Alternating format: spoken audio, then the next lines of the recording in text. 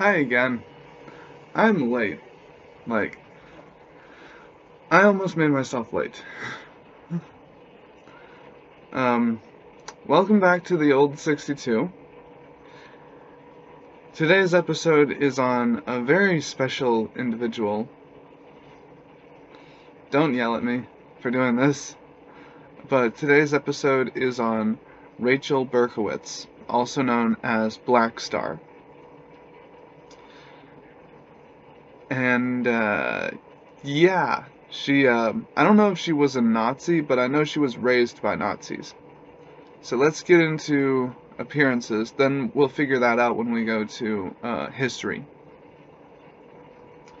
So her first appearance was in Supergirl Volume 2, Number 4, in 1983. And her last appearance was in Crisis on Infinite Earths Number 9 in 1985. So, yeah, that's a thing. She lasted a good while. Awesome. Alright, now let's get into history. Born to Jewish parents in Poland, Rachel was taken from her mother when they arrived at a concentration camp. In her mind, her mother had let them take her and abandon her. I can kind of see that. I don't know. She managed to amuse the camp commandant so much that she was allowed to live and was taken into his home. I need to learn how to, pronounce that. Hold on. Okay, here we go. What? What? No one says it like that. No one says it. Okay. I'm just gonna keep saying commandant. I don't know. I don't think commandant is right. Because, I don't know.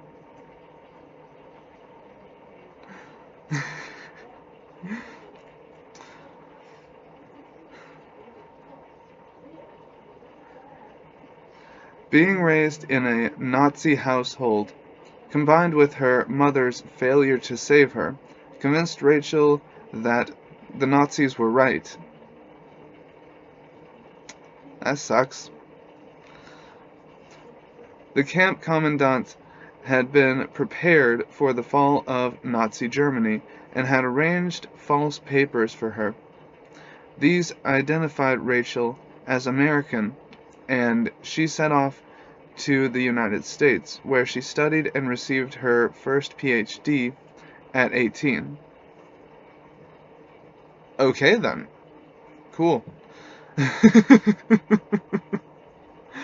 Rachel unraveled a mystery that Einstein could only begin to dream of. The very forces of the universe took her, molding her into the being called Blackstarr.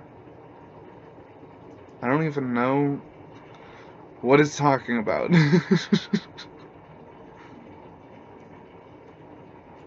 Main article, Supergirl Blackstarr. Is that like a story? Yeah, that's a story. Cool.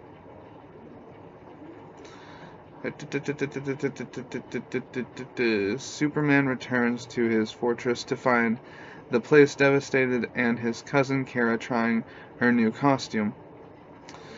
To Supergirl's disappointment, her cousin seems more interested in knowing why the fortress looks like a war zone. So, it's a story. It sounds cool. Okay, if the article would stop moving... Like, don't you hate that when you scroll a little bit and it goes... and you're, like, in a completely different place than you were trying to be? Anyways, in the early 1980s, Rachel had made herself the center of a Nazi organization. This caused her to clash with Supergirl and reunited Rachel with her mother. But how? Shouldn't she have died? Okay. Rachel was torn between her love for her mother and her hatred towards the woman that, in her mind, abandoned her.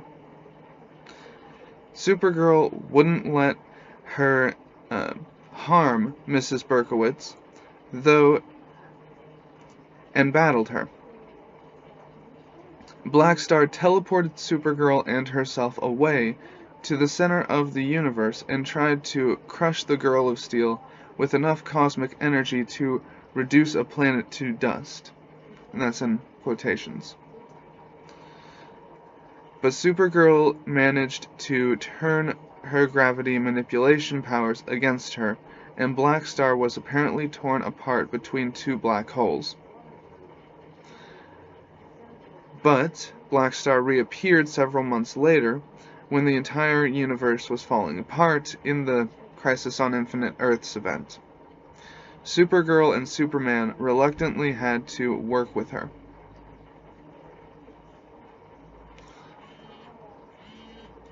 And now it's 2:30. That's when I usually start the upload, and then it gets to you at 3 o'clock. So, I don't have much of a margin for extra time. If you want to know her powers, I'm linking this below like I always do. And I think this is a cool character, and if she came back, I don't even know if we'd have to change anything, because it's not like the comic is pro-Nazi. It's a Supergirl comic, and I don't even know if if Rachel Blackstarr is pro-Nazi, because, like, in the end, was she really? Because things, her perception changed. Or did it? See, it's kind of up in the air. But tell me what you think. I'll love reading your comments. And yeah, I don't have anything else. And I really need to get this uploaded. So, yeah. Peace.